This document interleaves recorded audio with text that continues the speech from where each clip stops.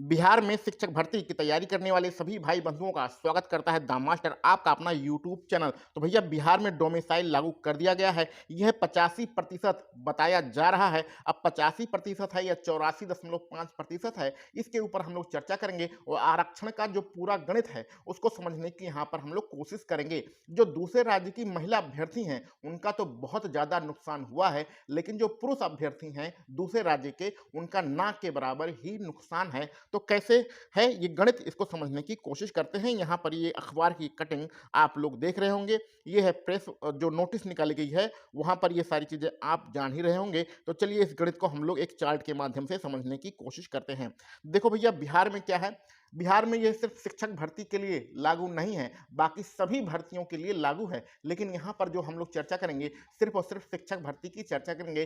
TRE 4 और TRE 5 के बारे में जो शिक्षक भर्ती आने वाली है उसमें आरक्षण का क्या गणित रहने वाला है इसके ऊपर ही चर्चा करेंगे। और ये जो बातें हो रही हैं ये आपका 6 से 8 के लिए हो रही हैं, 9 से 10 के लिए हो रही हैं और 11 से 12 के लिए हो रही हैं। हाथ में थोड़ा सा फ्रैक्चर है इसलिए जो है वीडियो नहीं बन पा रही है, प्लास्टर बंधा हुआ है हाथ में, नहीं तो बोर्ड पे आपको बहुत बढ़िया तरीके से समझाते। लेकिन कोई बात नहीं, सुनना है तो आराम से सुन लेंगे तो ही चीज़ें समझ में आ जाएंगी।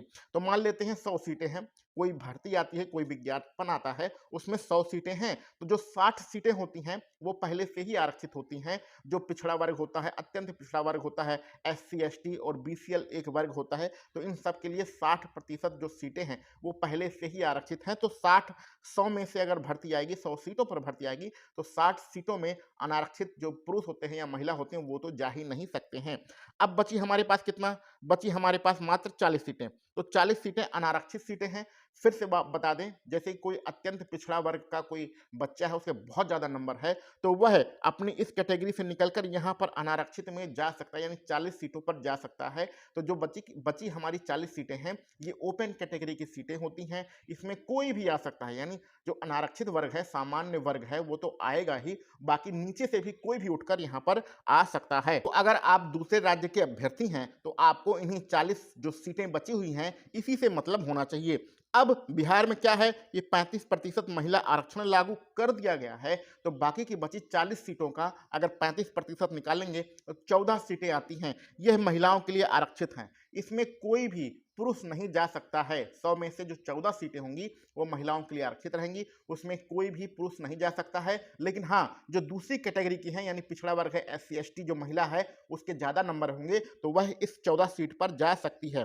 ठीक है, ये बात क्लियर। अब हमारे पास बचा कितना सीट है, बचा है 26 सीटें। तो जो 26 सीटें हैं इसी पर हमारा डोमिसाइल लगाया गया है। तो डोमिसाइल ध्यान से समझ लीजिए, जो 26 सीटें बची हैं हमारे पास, 100 में से कितना बचा, 26, इसमें 40% डोमिसाइल लगाया गया है। और डोमिसाइल कैसा लगाया गया है, जिनके पास कक्षा 10 का और कक्षा 12 का बिहार बोर्ड का सर्टिफिकेट होगा, यानी कि बिहार बोर्ड से उन्होंने कक्षा 10 और 12 पास किया होगा। अब इस चीज़ को भी ध्यान से समझ लीजिए, बिहार के बहुत सारे बच्चे हैं, उनके माता पिता दिल्ली में रहते हैं, बम्बई में रहते हैं, कोई अपना बनारस में रहता है, कोई लखनऊ में रहता है, कोई किसी काम के सिलसिले में माता पिता उनके बिहार से बाहर रहते हैं। बिहार के वह मूल निवासी हैं लेकिन काम करने के लिए ही बाहर गए हैं, और जब बच्चा भी उनके साथ में है तो हाई स्कूल और इंटर जो है वह दिल्ली से या बम्बई से या लखनऊ से क्वालिफाई कर लेता है। तो यानी कि ऐसे स्टूडेंट भी अब डोमिसाइल के दायरे में नहीं आएंगे। आपके पास कक्षा 10 और कक्षा 12 का जो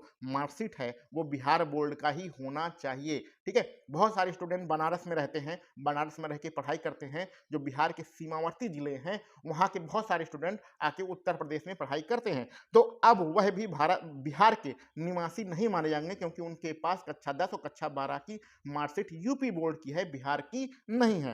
तो इस बात समझ गए। तो जो 26 सीटें हैं उसका 40% निकालेंगे तो 10.4 आता है। अब 0.4 का भी मतलब आप समझ लीजिए।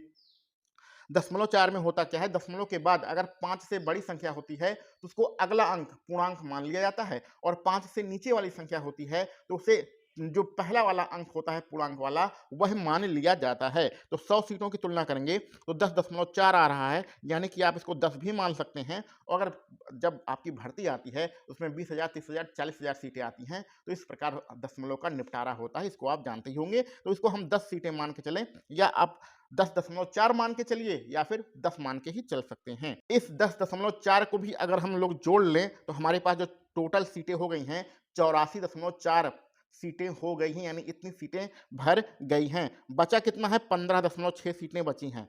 तो 15.6 सीटें ऐसी हैं जिस पर हमारे क्या होगा कि जो दूसरे राज्य के स्टूडेंट हैं वह प्रतिस्पर्धा करेंगे। तो इस 15.6 सीटें बची हैं, इसके लिए दूसरे राज्य के अभ्यर्थी और बिहार राज्य के अभ्यर्थी सब मिला के फाइट करेंगे, यानी जिसके ज़्यादा नंबर होंगे बिहार में वो भी इस पर सिलेक्शन ले सकता है और दूसरे राज्य के अभ्यर्थी भी इस पर सिलेक्शन ले सकते हैं। तो कुल मिला के 15.6 को हम लोग 16% मान सकते हैं और जो आपका अगर आपको एग्जैक्ट मानना है तो 15.6% सीटें हमारे दूसरे राज्य के अभ्यर्थियों के लिए हैं। और ये जो आप सभी गणना कर रहे थे, ये गणना किसके लिए थी? ये 6 से 8, 9 से 10 के लिए सीटें थी। तो इसको ओवरऑल यहाँ पर मान लिया गया है, तो 16 सीटें यानी कि 16% बचा है।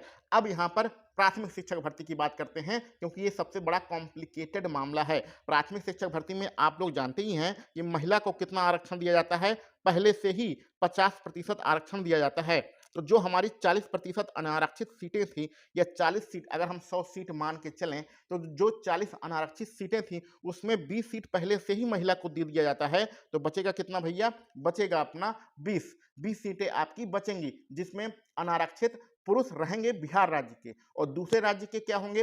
दूसरे राज्य के चाहे पुरुष हों चाहे महिला हों, इसी 20 सीटों पर अपना फाइट करेंगे, अपनी प्रतिस्पर्धा करेंगे। अब इस 20 सीट में क्या कर दिया गया है? इस 20 सीट में भैया 40% डोमिसाइल लागू कर दिया गया है। तो 20 सीट में अगर 40% निकालेंगे तो 4 दूनी 8 होता है। 4 दूनी कितना होता है? 40, मतलब 2 चौके 8 होता है, यानी 8 सीटें आपकी खत्म हो जाएंगी। तो 8 सीटों पर आपका डोमिसाइल लागू होगा। बची कितनी? 12 सीटें बची, और 12 100 में से निकाल रहे हैं तो इसको हम लोग 12% भी कह सकते हैं। तो बिहार में प्राथमिक शिक्षक भर्ती में क्या होगा?